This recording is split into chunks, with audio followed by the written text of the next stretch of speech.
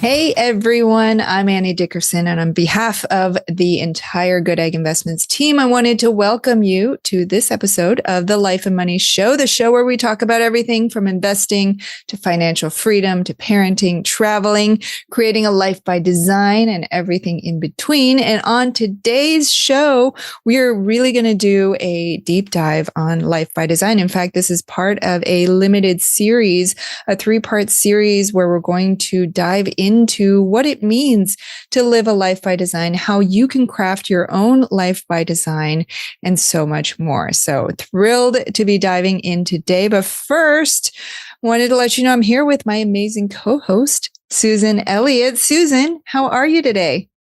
Doing good. I'm happy to be here. I'm happy to be diving into this topic too. I think it's just, I know, it's what brought so many of us to investing in the first place.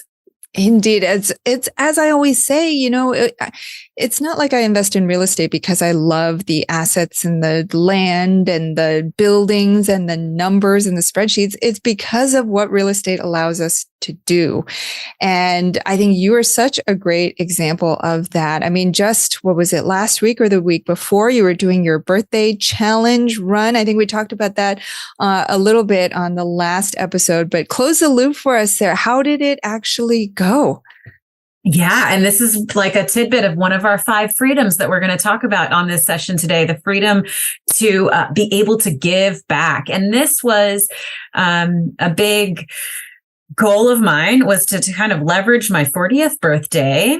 And a big athletic goal that I had for myself, which was to run. Originally, it was a big traverse of a national park, and then forest fires turned that into just 3 big days. Like, how much can I run in 3 big days, elevation and distance? And but I wanted to use that all to like amplify something good in the world, that a message, a mission, an organization that I care a lot about. There's so many wonderful ones out there that could use any bit of extra support. So I signed on as an ambassador for Free to Run, which is an organization that brings running programs and coaching and mentorship and leadership within all of that, not just the athletics, to girls in conflict zones in other parts of the world. So a lot in the Middle East, but in all kinds of regions in Africa and those sort of things where women's rights are just often put in the last place there. So congratulations on that huge, huge achievement. That is 18 miles a day and all that elevation gain. That is no small feat. And with 2 young kids at home, I don't know how you juggle it all, but that is what we're going to talk about on today's show. For our listeners, before we dive in, here's the thing. We want to get to know all of you. We sit here and we talk about these great topics, and we're hoping that they hit with you and that they resonate with you and that they leave you with some valuable nuggets. But at the end of the day, we want to hear from you. We want to get to know all of you better. And so, don't make us come and knock on your door. But in the meantime, we've set up a quick little survey so that you can let us know a little bit about who you are, what you're interested in hearing about, and if you might be interested in being a guest, a featured guest on the podcast. We would love to have you here to hear about your story, particularly with life, money, investing, parenting, any of that, so that you can share your story with the community. So if you're interested either in being a guest or in sharing a little bit more about you and your story, you can go to goodegginvestments.com/survey and fill out that survey so we can get to know a little bit more about you.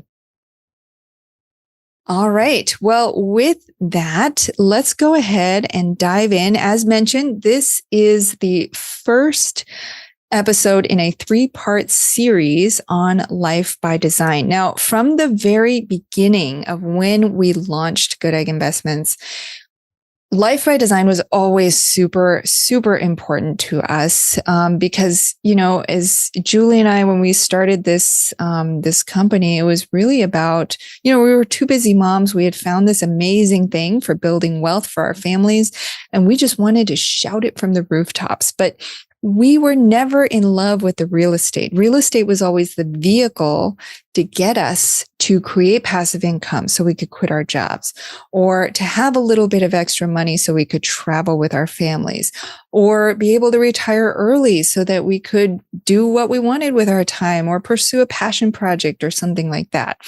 So that was always at the core of everything we were doing to help people to build wealth, to save money, to start investing, was really this concept of life by design. So I'm excited to have the opportunity to dive in.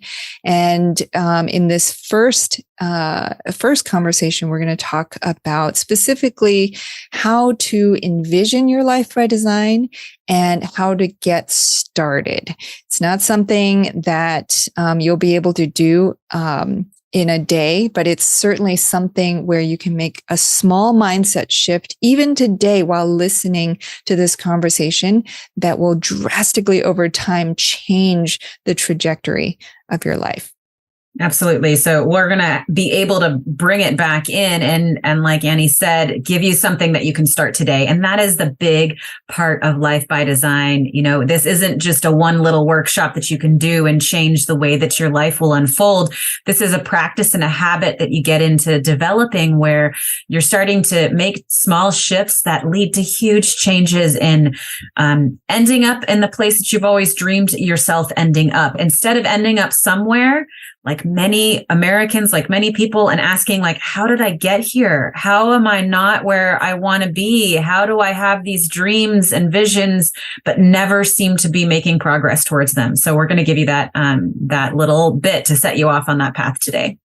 Yes. But first, let's talk about just what is a life by design. It's a term we throw around a lot.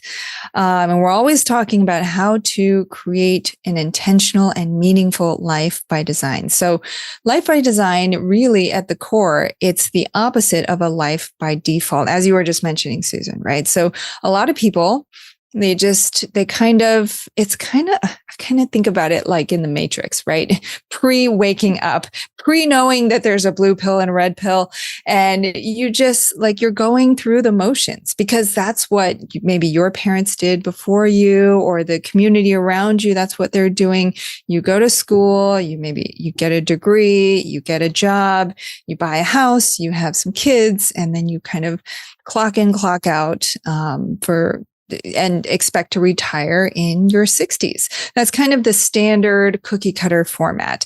And a lot of people end up their whole lives, they live that life by default because that's what they've been told. And they haven't poked their head up to say, is there another way to do this? Is this really what I want? Does this make me happy?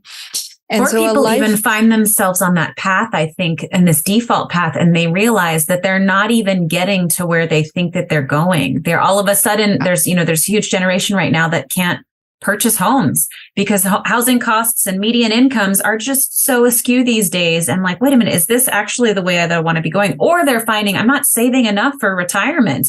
My stock market portfolio is actually not going to get me to where I want to go. So there's also these reality check moments, I think, that that force people to have these questions, to be able to rethink what they really want to be doing and how they're going to get there. Yeah, absolutely. I read that over 50% of Gen Zers and millennials believe that they need to win the lottery in order to buy a house. Like that's wild. But as it relates to life by design, it's, a life by design is really there's no one life by design path for everybody. It looks different for everybody. It can be something big. It can be something small. It can be just a mindset, a way of thinking. But a life by design is the opposite of a life by default, where you're kind of going through the motions. A life by design is one that you actively participate in, you actively create. You're always thinking outside the box, thinking of new solutions. You're not taking no for an answer. You're being resourceful to try to think not, oh, but I can't do that. I can't do it this way. I can't do it that way. Instead, you're asking, how can I? How can I do it that way? This is what I want. I don't think I can get there, but how can I? And that's as simple as it is just making that one small tweak. And so it reminded me of the multiple different types of freedom, which we're not going to dive fully into, but I just wanted to mention them because I think a lot of people, when they think about life by design, they think about financial freedom, which is certainly a key component. If you can be financially free, not have to work for your money and have your money working for you, create that passive income, then you don't have to work, which is a big part of the holdback for a lot of people to be able to take a 25-day river trip. So financial freedom is the most common one that people think of when they think of freedom, but there's actually 5 different freedoms that, all contribute to a life by design.